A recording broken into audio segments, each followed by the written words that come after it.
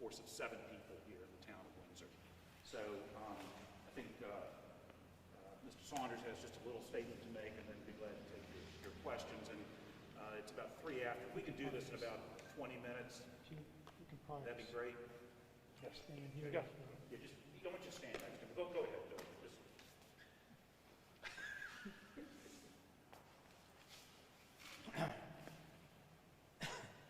All right, everybody ready?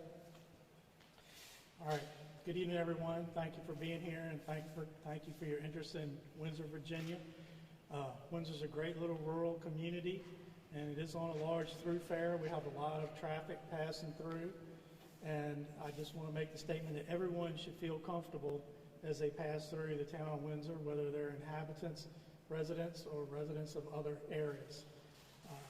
Any of you that were here last night realized that the town council met at length on this item in closed session, the first time that they've been able to meet on this event since the news broke, and they displayed their full support of Chief Rodney Riddle, as do I, in getting the police department back on track after this event and after him rebuilding the department since 2016.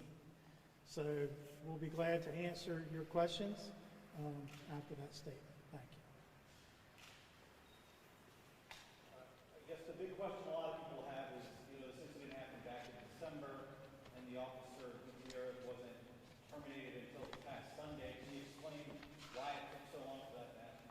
Sure, there's a number of factors to it. The incident occurred on December 5th. An internal investigation was launched on December 8th. That investigation was concluded internally on January 28th. Disciplinary action was taken. And as things continue to unfold, we got to a point Sunday where I lost faith in his ability to continue to serve the community to the standards that we expect it to be to. The bottom line is we're a small community. We're 2,600 people. We know just about everybody here. That's why we have good relationships within our community itself, is our ability to interact with people. And that was destroyed by the social media posting, the media coverage of it. There was no way in my mind that he could ever engage in this community in an effective manner beyond that day. Have you seen the video prior to Sunday or this weekend? Yes, sir. We conducted an internal investigation that began, and I have viewed the video multiple times. So you knew for, I guess, months since the investigation ended about what was on the video. A lot of people might say, you knew then. Why didn't you act then? We did act then. As I stated earlier, we concluded our internal investigation on January 28th. We took disciplinary action at that point. As this thing kind of gathered legs and became viral, I personally felt that there was no way he could effectively serve our community anymore at that point. So, Chief, if I'm hearing you correctly, 2 questions about that. What disciplinary action was taken originally? And it kind of sounds like, had the video never gotten out, that you would have still had confidence that he could serve the public even after you.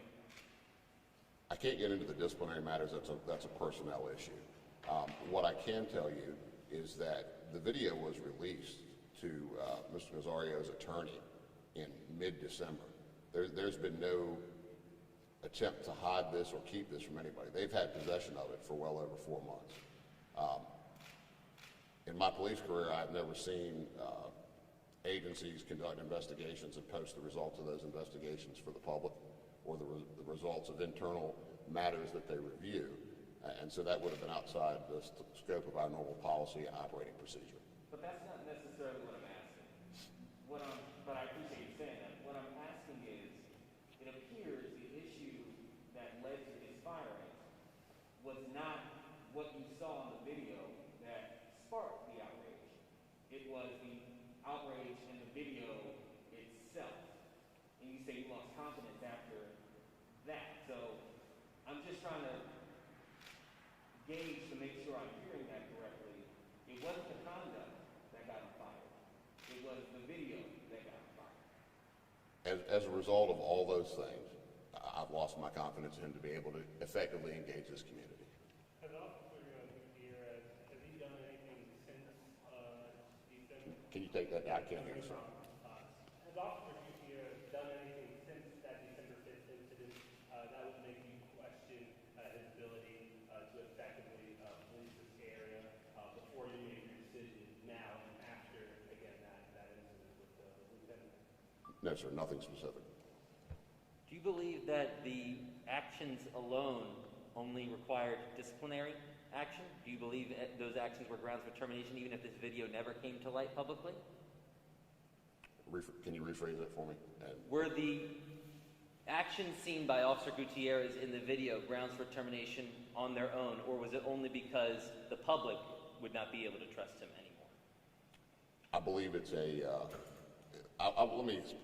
me preface that with this.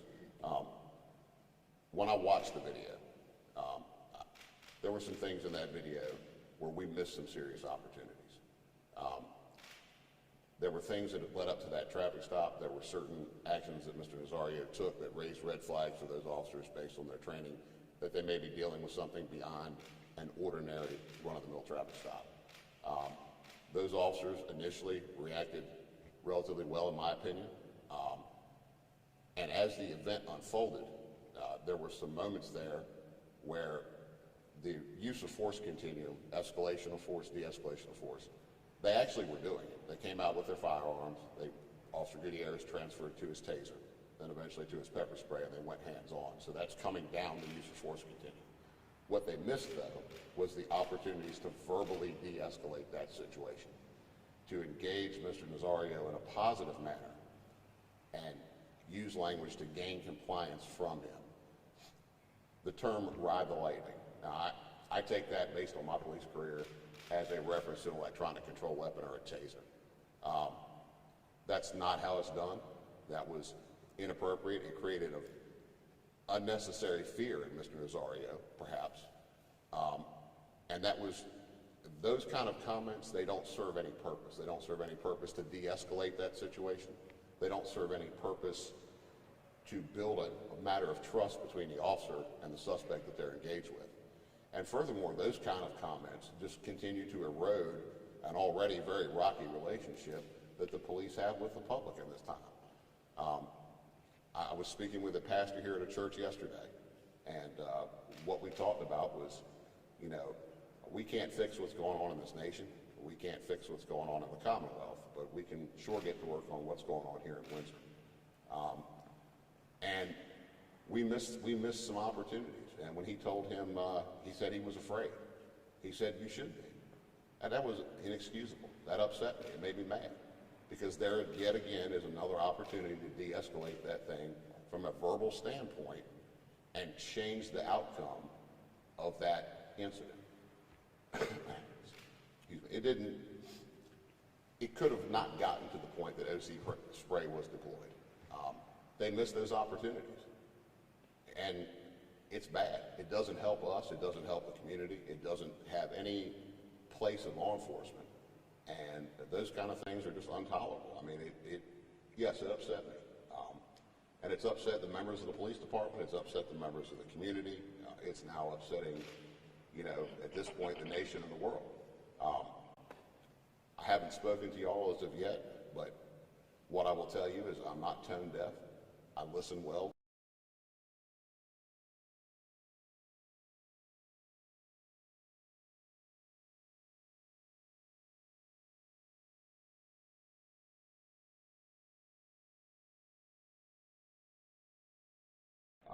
And I'm listening to what folks are saying. I understand their concerns. I understand some of the things that they feel. And we're going to work to fix it. That's all we can do at this point. That incident is out there. It's over. It's done. We can't take it back. We can't fix it. But what we have is an opportunity to build, to grow, to improve, to teach our officers, to get some more input from our community.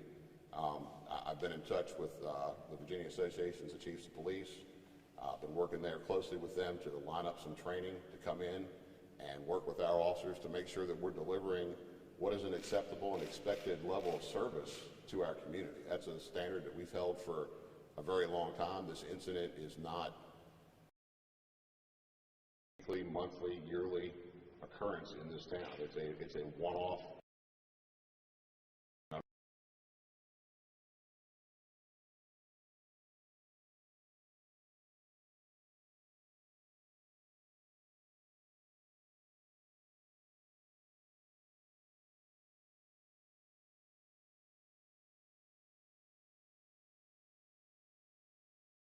that bigger picture, to make a connection with an individual that they're engaged with, and get a positive outcome to it. We're going to talk about a little bit of dynamics of citizen encounters. We're going to get some training that's based on that. At the end of the day, each and every one of these incidents that we have, or each and every call that we go to, it's an encounter. It's a citizen, it's an officer, it's an opportunity to build a relationship. I will tell you that the officers exercise their discretion in not charging Mr. Mazar yet. We have run this police department for a long time on what we consider to be an end game philosophy. What are we doing at the end? What is the end objective of every call for service? If we go to a call for service and we're dealing with a criminal event, does it necessarily mean that we need to get that person into the criminal justice system? Or is there something else we can do to resolve the situation and move along?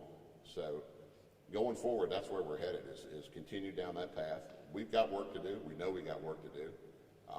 There's been some damage to our relationships with the community here, and we got to get back on track to fix it. I appreciate the council's support, the manager's support in backing me. We will be open and transparent about how we do it. We're going to reach out to our community stakeholders, get input from them. We're cooperating with Virginia State Police's investigation into the matter.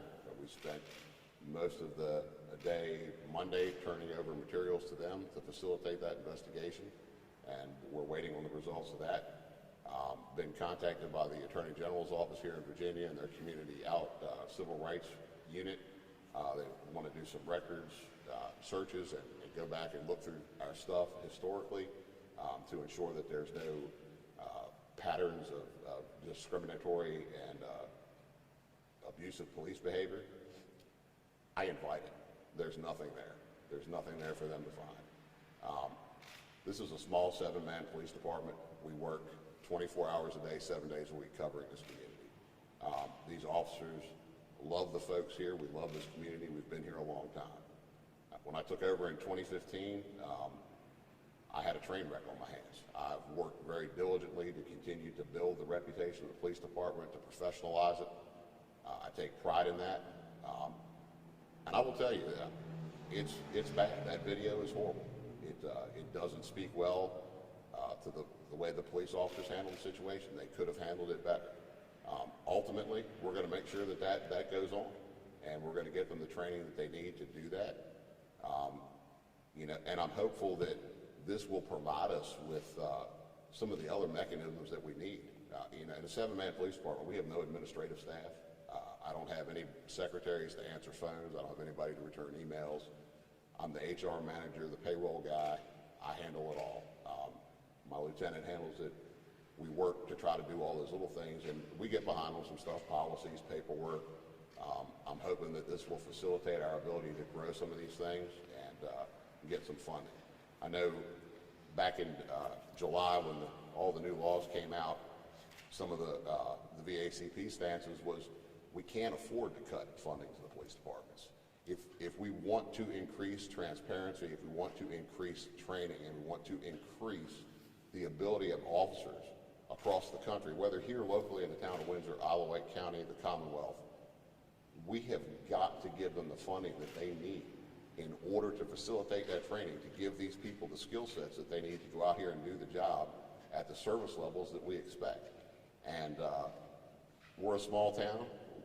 Taxes haven't been raised here in 20 years. So we're fighting the battle trying to get our hands on funding to do things, to give our officers the tools and the skills that they need to go out and have safe encounters with the citizens. Chief, is there a federal investigation into this incident? Can you also explain why the second officer was not, how you handled the second officer differently? All right, so a little background on Officer Crocker and Officer Gutierrez. While both are new to the department in the last year, Officer Gutierrez is an experienced officer. He was serving in the role of a field training officer. Officer Crocker had just graduated from the police academy back in October and was still in his field training phase and what we call the shadow phase. One of the things in watching the video is watching Officer Crocker. And if you've watched the video, you'll see there's several times in the video where Officer Crocker makes an effort to de-escalate that situation verbally with his mouth. He changes his pitch, his tone, his demeanor. That is somebody right there who has the makings of being a policeman. that sees that understands that importance. I've known Daniel since he was 14. He's a lifelong resident of the town of Windsor. He wants to serve his community. And there is little to no doubt in my mind that with some additional training and a few more years under his belt, he will continue to serve this community well. And as is with everything, this is a teaching moment for us. This is a teachable moment. You know, look at your favorite NFL team. After every game on Sunday, what happens? Right? Win or lose, bad or good, everybody goes into the building, gets on the film, right? Looking at, hey, what can we do better? What did we do good? What did we do bad? Where do we got to make changes? How do we become more efficient, more effective, and do a better job? And that's the same thing that we're going to do with this. Is we're into it. We know there's deficiencies there. We're going to work to fix those deficiencies and move forward. What do you say to those who? Go ahead. Is there a federal investigation into the incident also? Yes, sir, there is. Can you tell us about that? The FBI came with the Virginia State Police on Monday. They asked for certain access to things. That access was granted. Questions answered that they had, and materials provided to them. Have you spoken to Lieutenant Nazario? And I have not. Do you have anything you'd like to say to him? I'm glad that he's okay. You know, at the end of the day, I'm glad that nobody got hurt. That situation ended in the best way it could have. I wish he would have complied a whole lot earlier. You know, again, I'm not going to. I'll say this: I'm going to own what we did wrong. I can't speak for him, but I'm going to own what we did. My guys missed opportunities to verbally de-escalate that thing and change that outcome. Is he owed an apology for that? I don't believe so. Why so? You know, Lieutenant Nazario took certain actions that created where we got to, and I think that you know, we'll let the court sort that part of it out and litigate that part.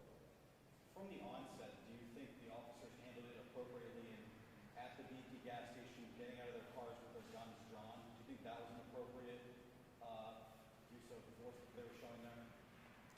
Based on the things that they saw, the way they interpreted it, the beauty of where we are today is we can watch this thing back at 1 frame per second, right? In the real world, this is unfolding.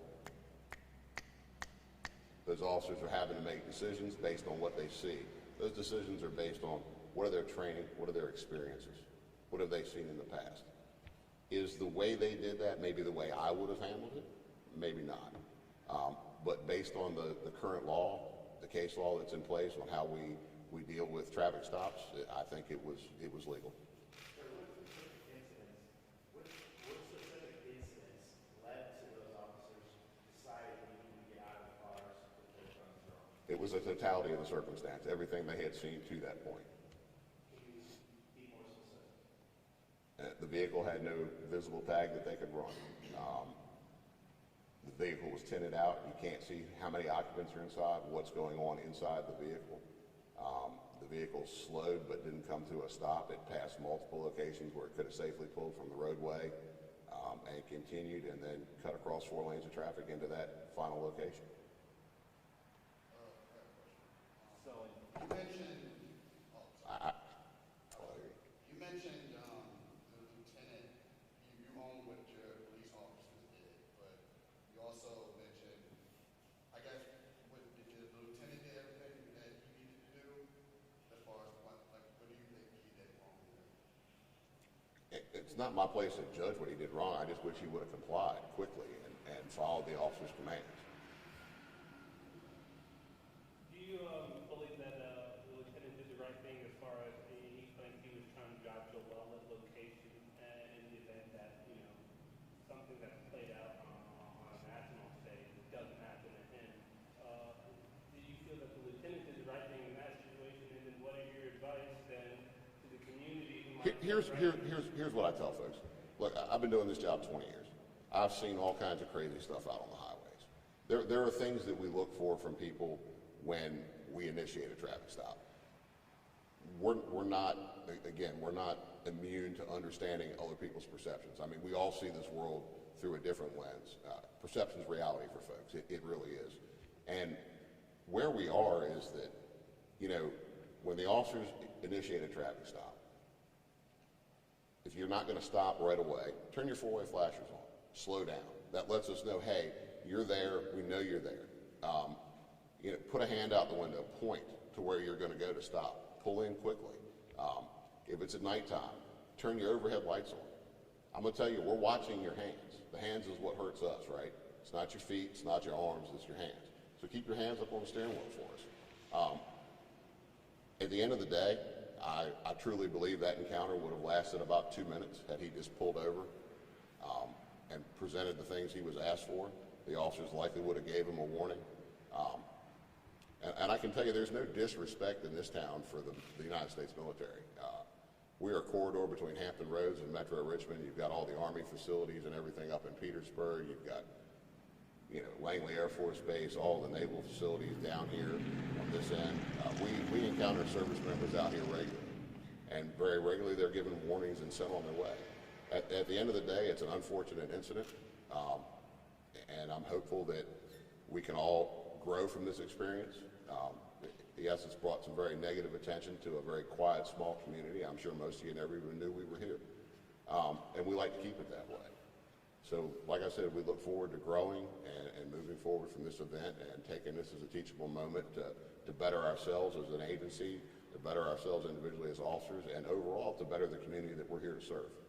Chief, I didn't introduce myself earlier. Eugene Daniel, 13 News Now. To be fair to me, I've only been here 6 months, so there's a lot of places I had known existed yet. I understand. I want to clarify something.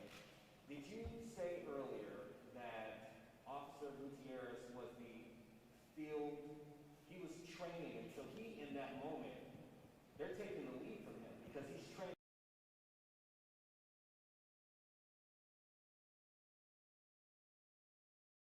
That moment was where why we wanted to keep Crocker, and what we saw that's where that potential came from. Is that he's not that guy that has that time on, so he's following the lead of that officer. But even a new officer, fresh out of the academy, still in his field training phase, he saw those moments to try to capture that and de-escalate that thing verbally, and he tried to do it. And that just says volumes to me of a guy who understands what's going on. And in that moment, even under all that stress and pressure, he still saw that, identified it, and attempted to fix that. And I respect that for him. The other question with that, when did you say that Officer Crocker came onto the force? I know you said it was something last year, but did you say? It was May of last year, and he the 16th, 18th maybe, somewhere around there. I don't have it in front of me. And then you said that you've been listening to a lot of these, right? Yes, sir, I have. Elephant in the room, obviously, you mentioned how the town of Windsor, the police department, this community has a love and appreciation for military. But again, we are talking about a black man in the South those things. The reason I bring it up, the NAACP local chapter says it still hasn't had the opportunity to speak with you one-on-one about this incident. No, and we're going, and so part of our long-term strategy, and what we're doing is we're going to have these council work sessions on Thursday nights for the foreseeable future. Tuesday nights, I'm sorry. And part of that is going to be, we're going to bring in our stakeholders. We're going to talk to them. What do you see? What are your concerns? And what are some things you'd like us to do? What are some things we can do? Here's kind of our plan going forward. And let's collaborate a little bit on this and see where we can go. Is it going to make everybody happy? No. Are we going to have some conversations that make some people probably uncomfortable? I'm sure we are. But we're going to work through it, and we'll get there. We have a long road ahead of us, but we're going to get there. Any other questions? I told you we'd try to wrap up in about 20 minutes or so. How about hiring Last one. more diverse officers? Are you committed to getting African Americans onto the force? Absolutely. I don't think. I think for our size, we're pretty diverse. We have 7 full-time officers, 2 auxiliaries. I'm down a position now, but prior to that, I have an African American sergeant who's my head DT instructor, who's an auxiliary officer. I have 2 officers of Hispanic descent, Officer Gutierrez and Officer Rios. And I think that for as small as we are, I don't know that it's an identical mirror of our community, but it is diversity. One of my biggest problems is keeping good officers. In the last couple of years, I've lost several to the Virginia State Police, to the City of Newport News. Again, it's being able to stay competitive with the pay salaries in this area. You know, who wants to work in Windsor for $45,000 a year when they can go to Chesterfield and make 90? So, you know, I'm in competition for the best and the brightest, and you know, with what I have to offer, sometimes I don't necessarily get what I want. All right, listen, thank you, everybody. Appreciate, hope you got what you needed. Thank you,